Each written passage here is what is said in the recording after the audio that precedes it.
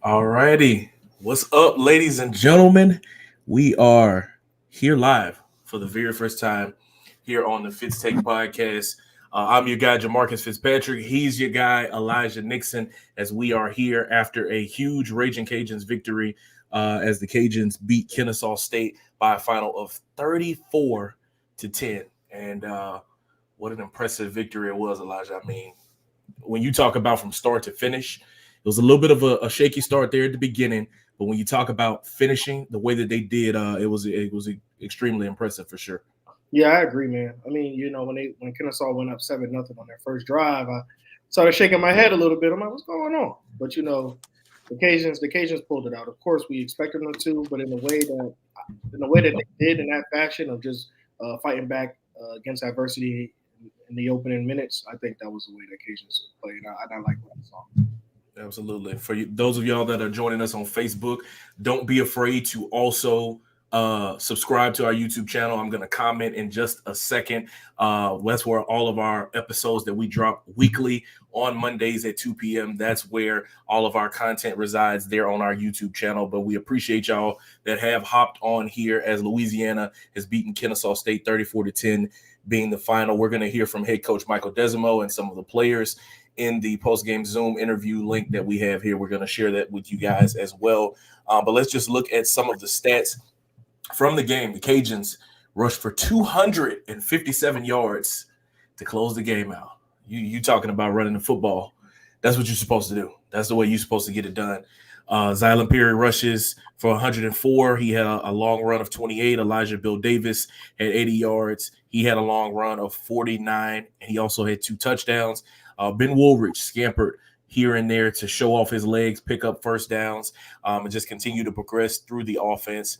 Ben also went 14 of 18 passing, 184 yards and a touchdown, not needing to throw the ball very much in this victory because of the way that the ground game was able to work. And like I've said so many times, like if you can't run the football, you can't do anything else. So for the team to come out and handle business in the way that they did, running the football, making sure things set up everything else offensively. It was just a perfect touch.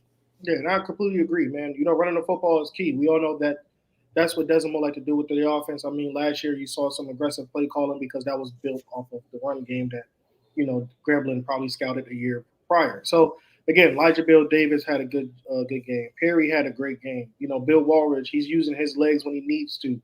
These guys are just playing complete team football. It's not just one man. Last week we saw Harvey have the best receiving game. This week, it was coming down to Robbie Williams. He got into the end zone. So it's like you never know who they can find, what can happen. At the end of the day, they have playmakers on um, every level, from the receiver to the running back, the quarterback, and the line is playing very, very well too. Absolutely. And not to mention, like you said, the defense as well. Outside of that opening drive where Kennesaw State had 16 plays, took well over 8 minutes there in the drive, 74 yards and scoring on the opening possession. Outside of that, the defense shut everything down. I mean, only giving up a field goal from there, maintaining the standard for what they wanted to make sure that they could come out on top with the victory. Only holding the quarterback to just 93 yards passing. Davis Bryson, who he was orchestrating that offense extremely well with the way things started off. But it was just as the Cajuns set in, they were able to settle in, get their offense, or excuse me, get their defense settled in, and start making better tackles, start making plays, getting off the field. Because on that opening drive, I believe Kennesaw State had four third downs, I think it was, that they had in that opening drive. After that, it was 4 for 7 going into halftime. And then I want to say, let's see if I can pull it up real quick. Team stats. Third down efficiency. So they went 4-4 in the first drive. They finished the game 4 of 12 on third down. So they didn't get another third down after that first drive. We always talk about having a response. That's the best response that you can possibly have in that situation. Absolutely a great way to go with that. So, like, Elijah, for you, why was it so important for the defense to have that type of response after, giving up that long drive and then giving up a touchdown as well? Because it's just adversity. I mean, especially when you're not home, you don't have the home crowd on your side hearing third down. Like, you're not hearing any of that right now. You're just hearing, what's good, what's going on for Kennesaw State, and for them to convert 4 for 4. Now things can either go downhill and they can have a great game after that, and they scored on that first possession. It can go downhill. But for the Cajuns, they stuck to their guns, they stuck to their game plan, they still fought with one another, and that's why it's so important. Because at the end of the day, like we just talked about, football is a team sport, and sometimes the defense is going to feed off the energy of the offense, and the offense can feed off the energy of the defense. And as you can see, the defense to me, was the stronger part of the day, like you just said, because they fought through adversity, going not getting off the grass in the first possession, but now getting off the grass every possession after that, and winning in dominant fashion. I mean, going from only allowing 10 points in back-to-back weeks. They only allowed 10 points in back-to-back weeks. That's huge.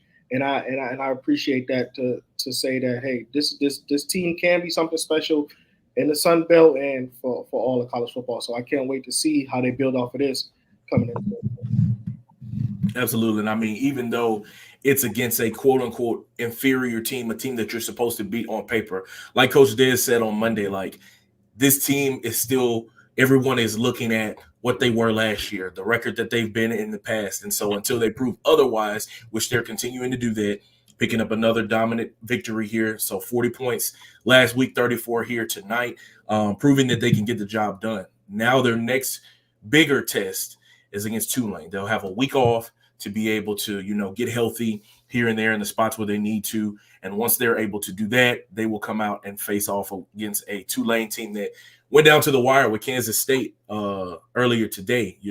Had them there in New Orleans with them in a home game where they had an opportunity to be able to close out the ball game or at least tie it.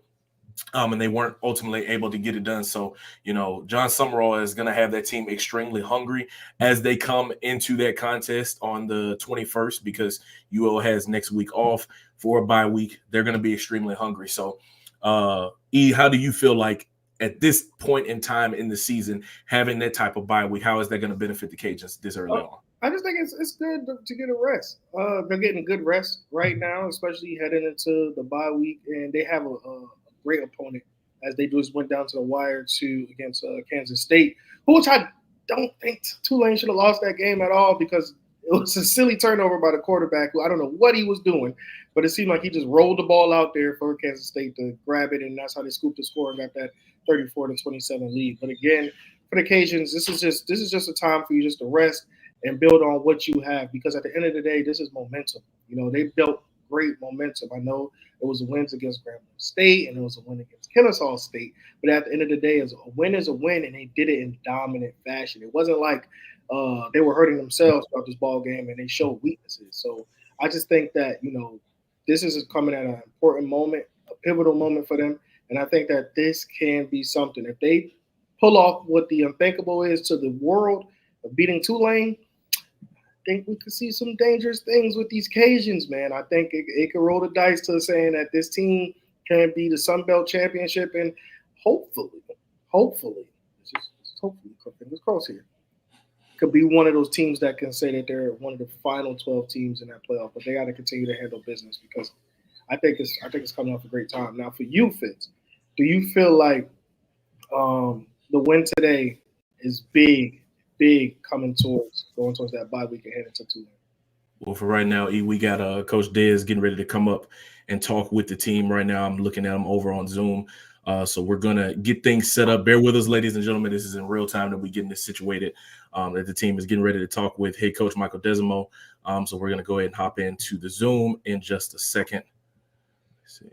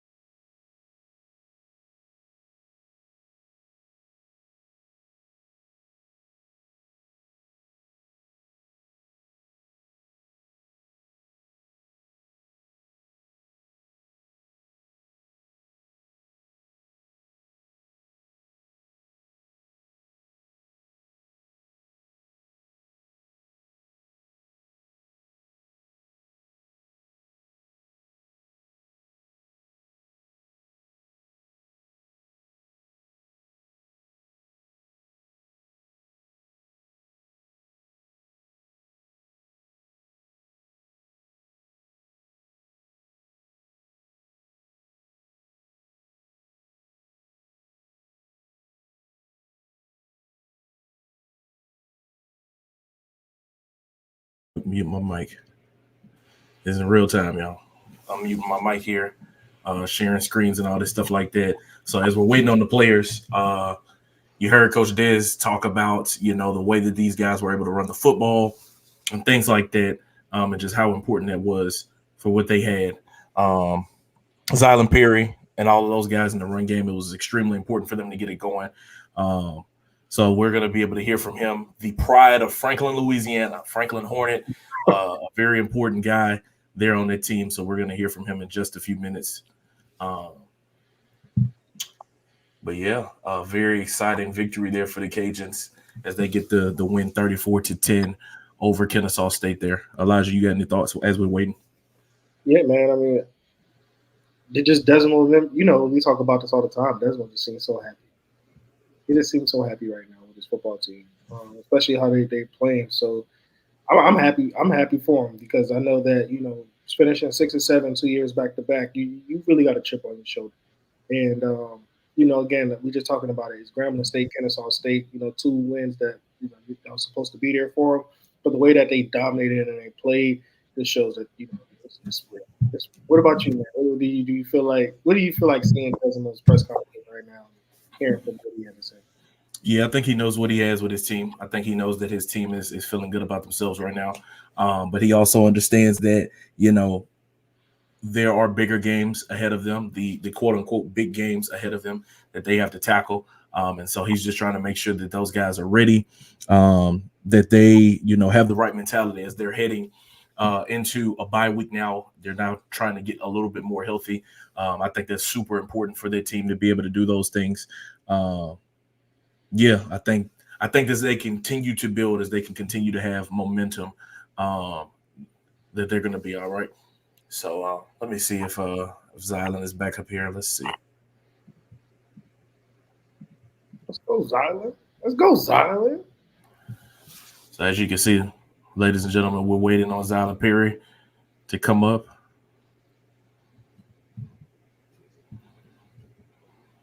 Just look at it. Just look at it. Everybody over there. Look at everybody over there, man. They're in tune to it. They're happy with the success that they have so far. I mean, it's like at this time of the year where you couldn't wait to show the world what you can do because everything happens behind the scenes. You got camp, you got this, you got that, and then for the last 2 weeks you showed what you really have out there. And I'm happy for this football team. I'm very happy for this football team.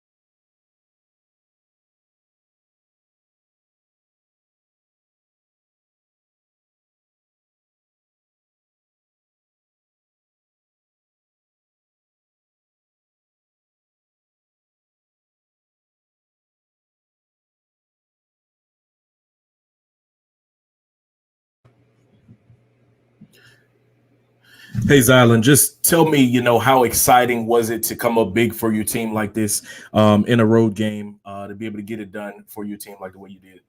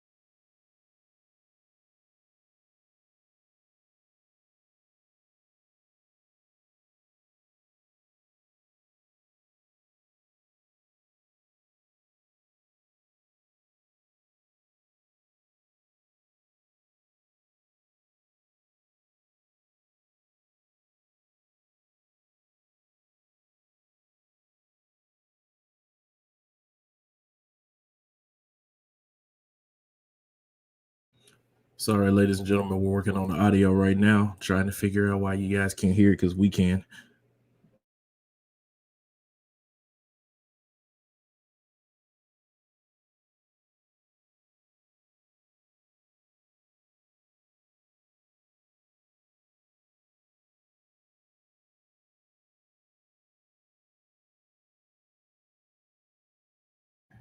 Well, guys, we are working to get this audio situation figured out uh, as we are here after the Raging Cajuns won their contest there against Kennesaw State. We can hear it in our ears, so I'm really interested to see why it's not playing back out through the Zoom.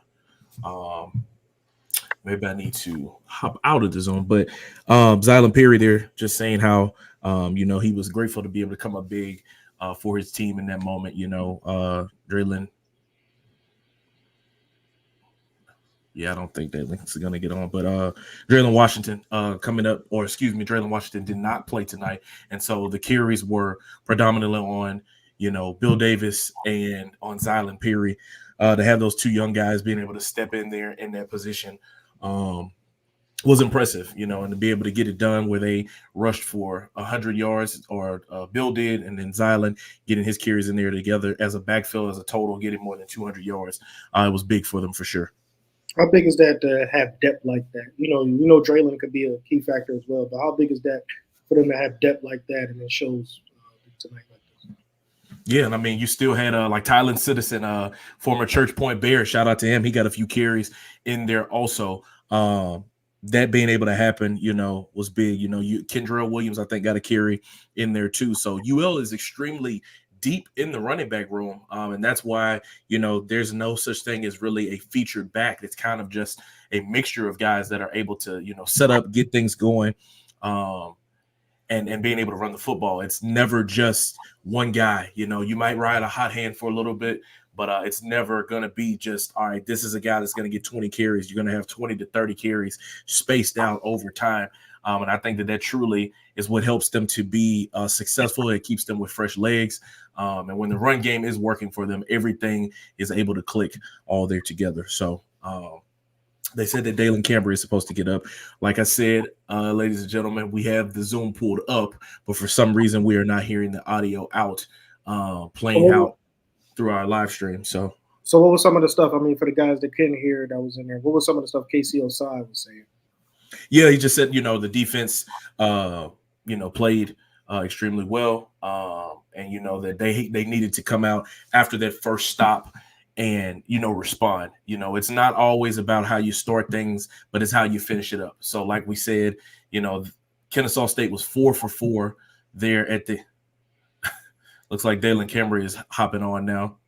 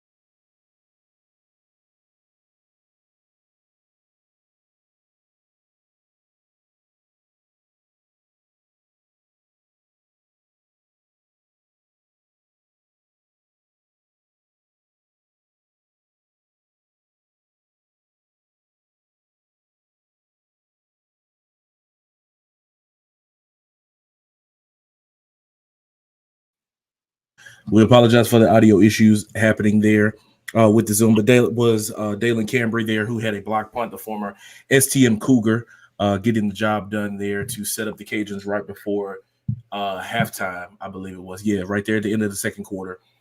Basically what he was just saying, they felt like it was their night that they would be able to get a block punt. They mentioned on the broadcast how Dalen is kind of the guy that a lot of the coaches go to talk about, like, hey, what do you see here that we can get done that we might be able to slip somebody in there to be able to block a punt? And him being a guy that doesn't get a whole lot of catches on offense because of the other receivers that they have on the team, but he's someone that's able to, step up and be in a situation where he's still able to contribute to the team in a very important aspect. Elijah, I know you probably haven't seen how Dalen is able to help on special teams just as much, but could you just speak to how important it is when you have a guy that's someone that plays their role and is able to step in that position and handle business the way he does? Yeah, we never really talk about special teams, but special teams actually makes the big play. Basically, they could flip a game no matter where it goes. I mean, think about it. You got your field goal punter, your field goal kickers, your punters. Then you got guys who can contribute just like how he does. And again, that will actually turn the game around. And for him to be a main contributor and help put this, give like contributive of helping I'm sorry, field position and things of that nature.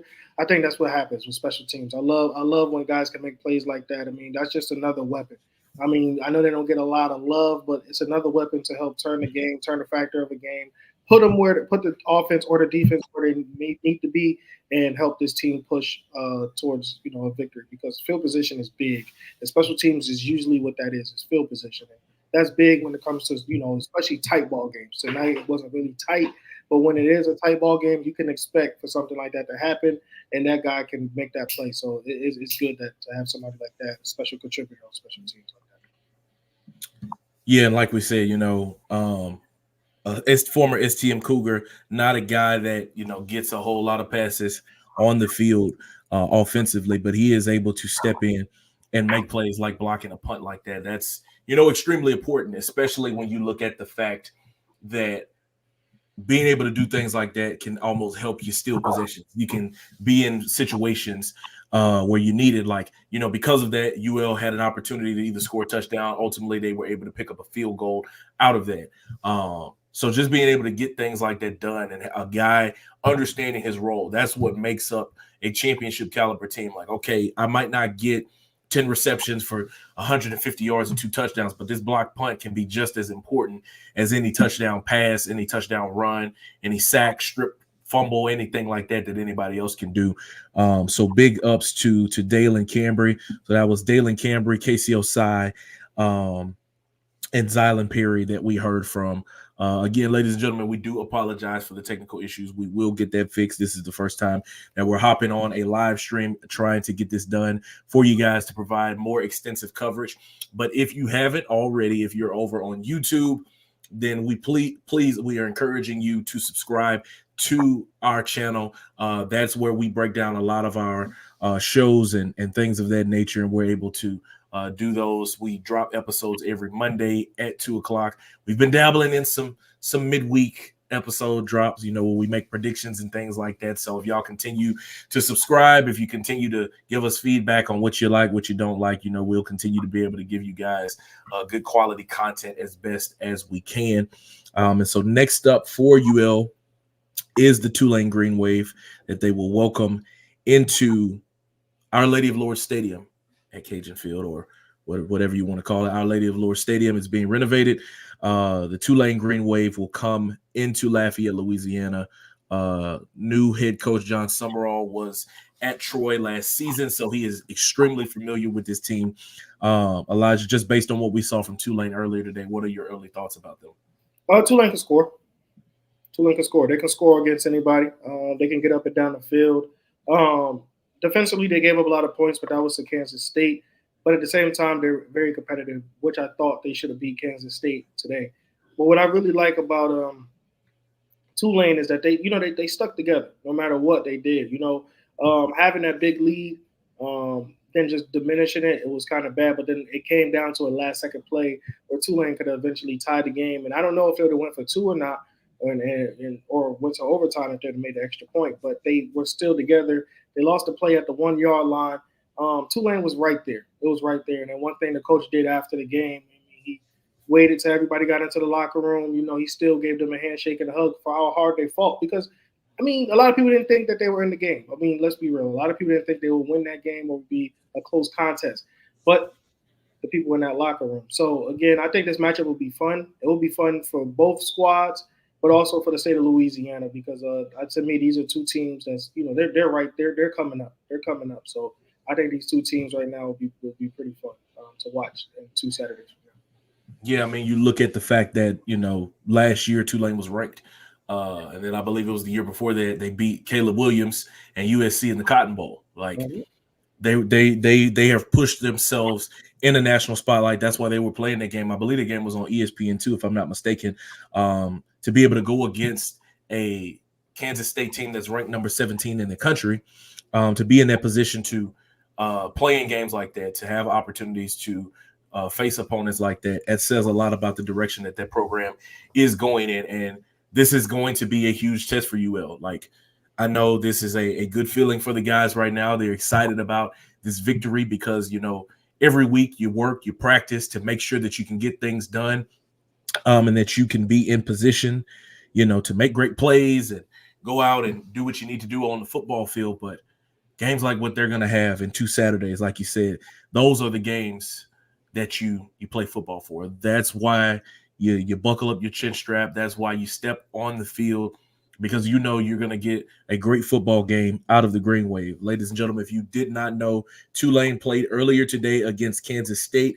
They lost in that contest, their first loss of this very young season. 34-27 was the final. A very controversial, whatever it is, a very interesting offensive pass interference call that happened there at the end of that game, as the quarterback, I'm trying to look at this young man's name because I'm trying to, Mr. Mensah, Darian Mensah, was throwing a touchdown pass to an open receiver, and it would be called back due to an offensive pass interference call. Elijah, what were your thoughts on that happening, seeing that happen there to Tulane there in that game?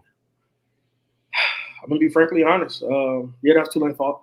I think Tulane, if the quarterback fired it quicker, I think it would have been, first of all, been a easy walk-in touchdown, and I think number two, it wouldn't have been called.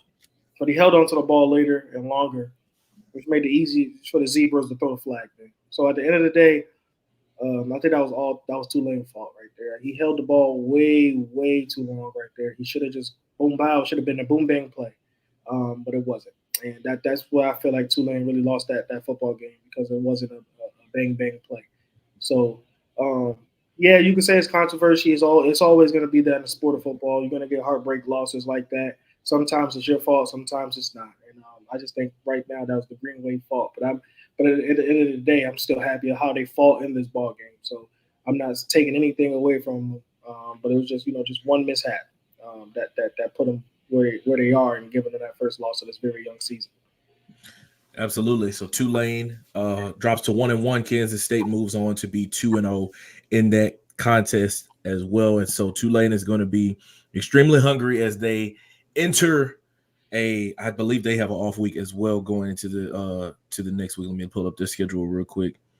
No, actually, Tulane has to play big boy football again. John Summerall said that they have to play big boy football again, as they are going to Norman, Oklahoma, to face off with the Oklahoma Sooners, who are ranked 15th in the country.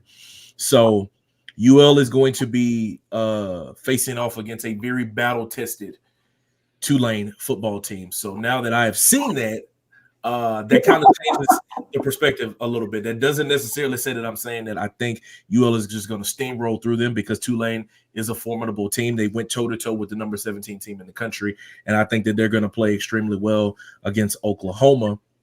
But, man, like, you kind of catching them at the right time, because they're going to be coming out of a lot of things in the mix that are happening to them in that season, in the early parts of that season, before they get deep off into their conference play. Yeah, so UL will face off with Tulane. They get a week off to rest up, get more healthy. Draylon Washington didn't play in this week's game, so you'll get him back to be able to get healthy. Jax Harrington at left guard, I believe it is. Erath native did not play tonight as well. And we saw Caden Morrow, former Pineville Rebel, a guy that we both covered in high school, getting some reps there in the football game and getting an opportunity to get some reps going. So, yeah, those guys will be able to get healthy as UL picks up a huge victory over Kennesaw State in a contest where they were favored by, I believe, 14.5, and it might have been 15 at the start of tonight. They were favored heavily to go into this win to pick up the victory, and they did it. Coach Diz said that we're not worried about none of that stuff. but they were able to get the job done.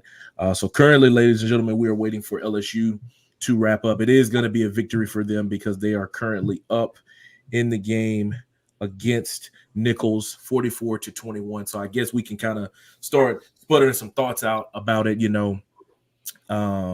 Elijah, early on with what we saw in the game, what were your thoughts and takeaways with the way LSU has played? We have 2 minutes and 25 seconds left in that contest. I'm gonna say this. First, I'm gonna go ahead and go with the smooth stone. First of all, I'm happy to see Juwan Johnson getting into the end zone. A guy that we both covered. He came from the DB room and now he's in the running back room. I'm happy to see him get in the end zone. Kyron Lacey gets back in the end zone. Prayers goes out to Jacobian as he hurts himself, and we don't know what the diagnosis is just yet. But just sad, and because how hard he worked to be a part of that defensive lineman. But I'm not impressed by anything with LSU. I'm not gonna lie to you. I'm not impressed. At the end of the day, man, this is Nicholls. I mean, I know this is a college football team. They put on their pants the same way you do, but that doesn't mean it's the same talent in the state. LSU recruits the big talent, and then it trickles down to everybody else. LSU has the talent on their football team. Brian Kelly is at the helm. No offense to other teams in the state, but you would think that Brian Kelly should be the guy when you talk about coaches, especially college coaches in this state. So what that's saying is for them to be only giving up what 21 points? 21 points to Nicholls? Like, are you serious? Like, I know they're gonna, people that's a fan of Nicholls, I'm sorry if I'm disrespecting you, but this is LSU.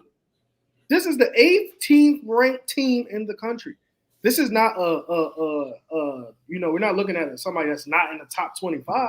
We're looking at somebody that is in the top 25, who we think will be in the college football playoff, who we think could win the SEC West. And you're telling me you gave up 21 points to Nicholls? To Nicholls? Not impressed, bro. I'm not impressed. Yeah. Colin Guggenheim has made a name for himself over there at Nicholls. The young man thus far in the game, like I said, the game is still 2 minutes left in the contest. They're at their 2-minute timeout at this point. LSU has the ball and they're driving. That man has 25 carries for 145 yards and 2 touchdowns. Let me tell you something. I'm going to put an ISO up on myself on this one. Hold on, let me see how I can switch this. Whatever. Right now, LSU, they need to be worried. They need to be extremely worried. It's not the time to hit the panic button, but the sense of urgency definitely needs to kick in. It needs to go up for sure. I don't know what the issue might be. You hire a new defensive coordinator to try to solve your problems, and it's still there. You can't stop the run all that much.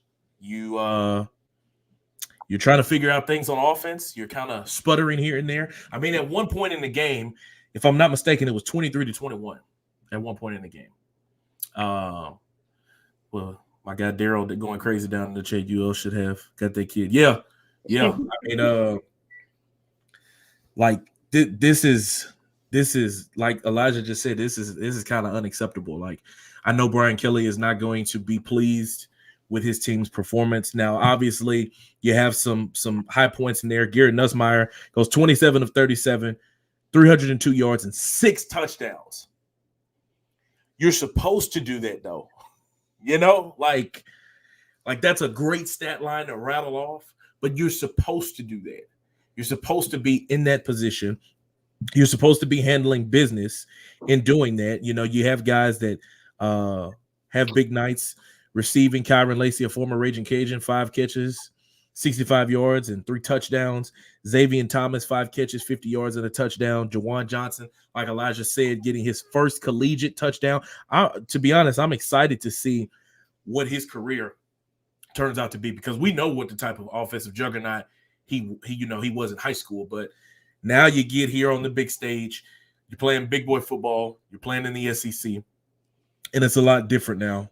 I'm interested to see how things will turn out for him.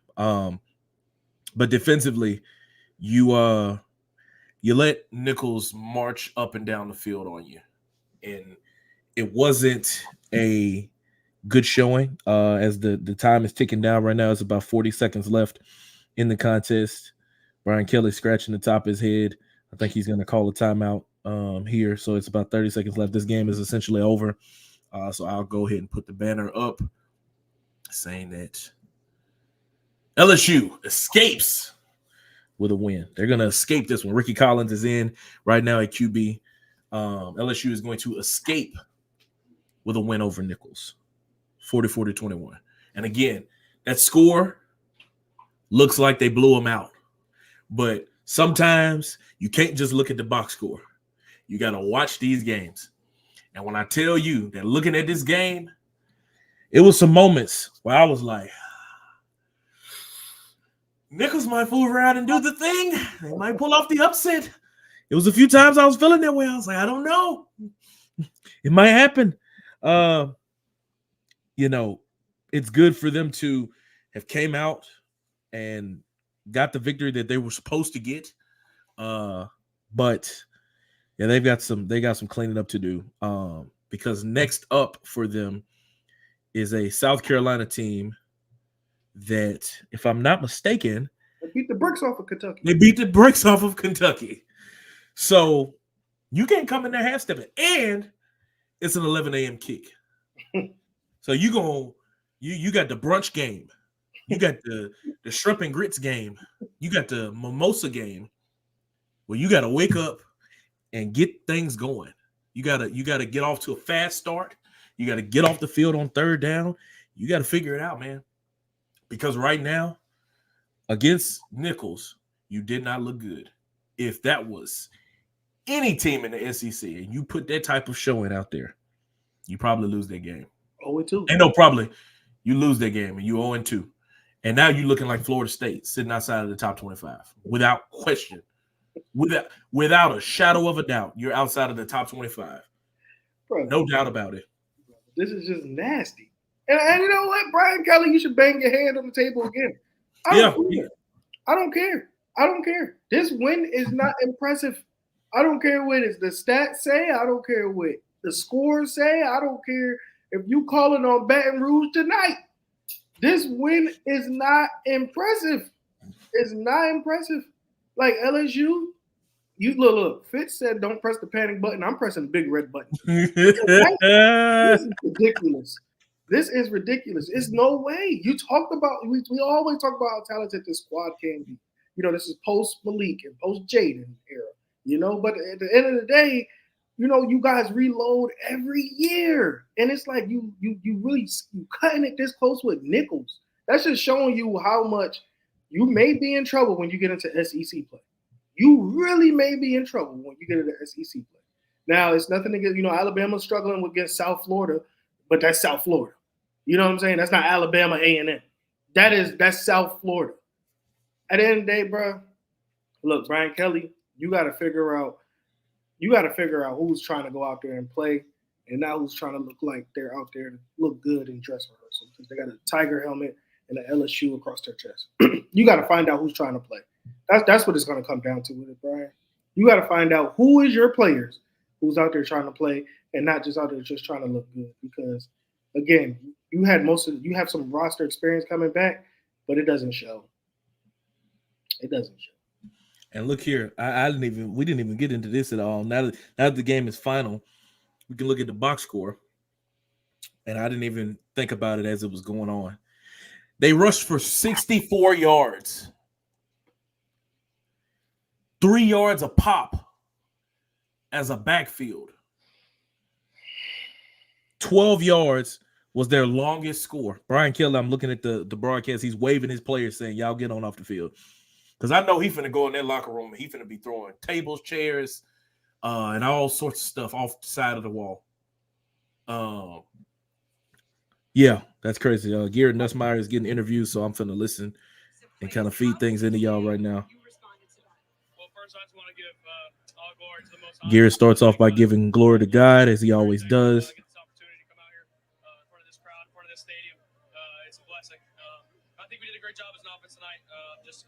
He said they did a great job as an offense finishing off drives, which they did. We'll look at the play-by-play in just a second. O-line kept him upright. He throws for 6 touchdowns. And he says that the reason he was able to do it is because he had so many playmakers around him. He gave those guys chances to make plays, and they absolutely did that. In the plays that they were supposed to. They were supposed to get that done. And next week, they're on the road against South Carolina. They get their first win. Got to roll in the SEC play.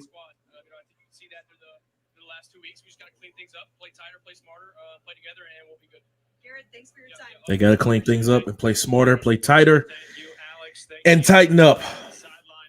Tighten up. They definitely do. I don't even think them boys gonna sing the alma mater. I don't even think them boys gonna sing the alma mater. You know, normally they be rocking back and forth. I don't even think they doing that. Brian Kelly said, "Get in that locker room, cause y'all finna get chewed out, cause we in trouble. This is not good. Nasty. This is very nasty. Nasty. Nasty. This is a situation for them where they've got to look into the mirror and truly figure out how they want this season to go and finish for themselves. They've got to figure out how do we want to be defined in this year. If we want to, go out like the way Colorado is right now against Nebraska. Colorado is currently down 28-10, excuse me. They're in the fourth quarter. Nebraska has the football, so they're probably going to lose that game and go 1-1 on the season. They should be 0-2 because North Dakota State only lost to them by 5. But yeah, BK did look mad, Daryl. This team coming in had expectations, has aspirations. Like we say all the time, LSU has those expectations, and they believe that they are supposed to be in the national championship conversation. They believe that they're supposed to be in the college football playoff picture. And quite frankly, with the amount of talent that they can garner, with the amount of resources that they have, they should. But sometimes that stuff don't work out. And that's why you play the game. That's why you lace up them cleats. That's why you buckle that chin strap. That's why you hit that football field, because that's where the game is really played. It's not on paper. I'm going to tell you this. They lucky I'm not a part of the NCAA committee. You think you 18 this week? You 25 next week at the playoff. You didn't even have to lose to go down. You're going down next week. This is not it, LSU. This is not it. Like, like teams like you just said, Colorado, they get smoked by Nebraska. I get it. Teams like Michigan, they lost to Texas today. That's Texas. Those are two teams that's in the top. Against Nicholls, man. Like, it's not even close. UL had a better impressive victory, more impressive victory with their last 2 weeks than what LSU has shown. I really, really feel like that. I really do. Yeah, man. It's interesting. We're going to talk more about it on the podcast tomorrow. So, ladies and gentlemen, please like, share, subscribe to the channel. Tap in with us as we continue to provide as much great content as we can for you guys. We again apologize for any technical issues that we had with audio, trying to get things in order with the Zoom. We are going to work on that so we can continue to provide the very best coverage for you guys, especially, when the Cajuns are on the road. When they're at home, we're gonna be there. We're gonna be, covering the game physically there. We'll have you covered there as well. But for these road games and things like that, we'll be able to hop on and do things like this. Before we go, real quick though, some news that came out probably within the last hour. Angel Reese, the former LSU Tiger, posting on her social media platforms that she is out for the season. she will not complete her rookie season after she has a season-ending injury. She did not disclose what it is at all. But Elijah, what are your thoughts on the potential rookie of the year? You know, there's conversations, and I know people finna start going crazy saying Caitlin, Angel, and all this stuff like that, but you never want to see anybody get hurt. What are your thoughts on this injury happening? I just think that Angel Reese, I think Angel Reese it's sad for her right now, honestly. But I do like what she posted. Basically, like her last field goal was a 3-point made, and that's what she wants to. She want to continue to work on her game as she try to progress to come back for the following season. But you can't. It upsets you because at the end of the day, she was competing out there to be one of those guys, one of those ladies, to potentially win the Rookie of the Year and take that home with her because. A lot of people did have a lot of doubts of her and how her game would translate going into the professional world. And she proved some people wrong because of how she played and how she, fit in well with the team of Chicago. So now, you just got to wish her well wishes and just hope that, she comes back bigger and stronger next year and possibly help Chicago go further than they ever been. For sure, man. Angel Reese will close out her rookie season. 13.6 points per game, 13.1 rebounds per game.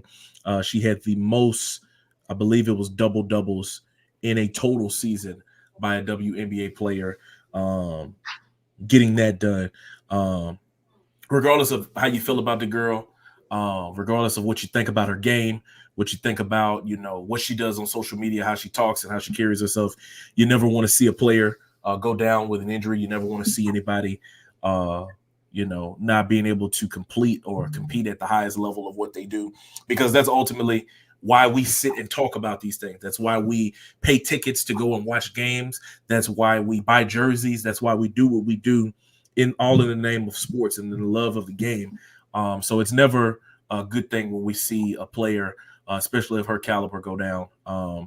But in terms of on the court, it's a clear path now for Caitlin Clark to get Rookie of the Year in those regards. So we're praying for a speedy recovery for Angel and whatever that injury may be. And I'm sure she's going to disclose it if she feels like it. But even if she doesn't, I'm sure because of the way people talk and the way that we are in the social media era, it will come out in some capacity. And we'll be finding out what that injury may be for her. So I think that is pretty much it for us tonight, ladies and gentlemen. Thank y'all so much for tuning in. This is our first live show that we've done in terms of post-game coverage for the Fitz Take podcast. Please be sure to like this live stream. Give us feedback in the comments and let us know what you guys thought of this live stream that we did. Let us know if we need to do more of these. Please follow me and Elijah on our social media pages. This is also streaming to my Facebook page as well as to our YouTube channel. So you can follow both of us on our social media platforms. They'll be linked in the descriptions of the YouTube channel. You can follow us at JFitz TV, at Elijah Nixon TV. I think it's Elijah Nixon 18 on Instagram, and then Nixon Elijah something like that on Twitter. One of them. Type in Elijah Nixon. One of them. You should be able to do that. So we appreciate y'all so much. Be sure to hit the bell and subscribe on our YouTube channel, because that continues to let us know that you guys are tuning in, that you are consuming our content and are enjoying it. Shout out to Coach Josh Brown. They're over at Grace Christian. They're in Alexandria. We miss you too, Coach. Appreciate you for tuning in. Appreciate you, Daryl. One of our very, very, very loyal followers to everything we do when it comes to the Raging Cajuns and just all the content that we put out there as well. So, yeah, guys, thank y'all so much for tapping in with us. For Elijah Nixon, I am Jamarcus Fitzpatrick. We will see you guys next time. I don't know when that will be, but we will be dropping another podcast episode on Monday where we will continue to talk about LSU, talk about UL, and all of the other things that are going on in the sports world. We'll also talk about power too, man. Power. Oh yeah, that was a good episode. That was a good episode. I had to watch it twice. That was a good episode. So we'll break down some of the things that happened in that show as well. So again, signing out for Elijah Nixon, I am Jamarcus Fitzpatrick, and we will see y'all next time.